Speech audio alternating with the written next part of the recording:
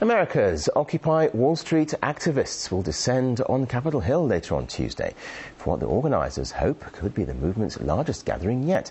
It's 4 months since the first anti-corporate protest grew into a nationwide phenomenon. Kane Chichikan reports now on how young Americans feel frustrated by the power wielded by the giant corporations. The dream of starting their own business may stay just a dream for most young Americans.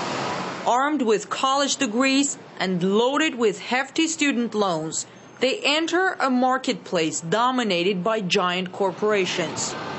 Robert Porter is a pharmacist. He works for a company that provides help to poisoning victims. He says he's glad to have a job that pays his bills, but sees no chance he could start a business on his own now. We sort of used to be able to go out, like you said, graduate, start a business, have a drugstore, but I think those days are going away rapidly. Personally, I don't know any young pharmacists that are starting their own business like that. Competition, CVS, Rite Aid, all the Walmart, Target. There's no way a new pharmacist could compete. No way. And it's a shame.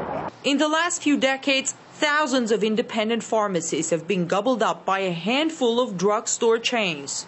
This one is still standing, just steps away from a CVS. Its owner says they survive because he gives his customers what big chains can't give: a homely atmosphere. But even dedicated pharmacists like Hussein experience giants stepping on their toes. Hussein remembers how easy it was to start a pharmacy some 30 years ago. It was a lot easier back then to stay and survive. 30 years ago, they could just go in and easily open a pharmacy. Now, no. Young pharmacists, really, they already come with a lot of student loans, and they really cannot obtain that kind of money. His 2 daughters are also pharmacists. I would much rather be in my own business, or at least a family business. Most of Zainab's fellow graduates ended up working for big companies to at least have a steady paycheck. None of them started their own business. It has now become a common tendency for the young in the U.S. Stark difference with the 80s. But many can't find even such relative stability these days.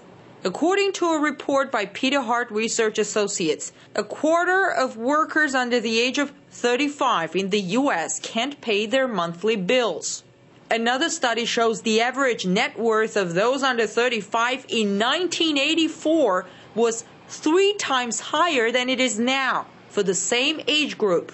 Millions of people's quality of life is diminished for the profits of a handful of immense stores and corporations. For most young people in the U.S., starting their own business isn't even a consideration. Most of them would be happy just to have a job that at least pays their bills. Many don't even have that.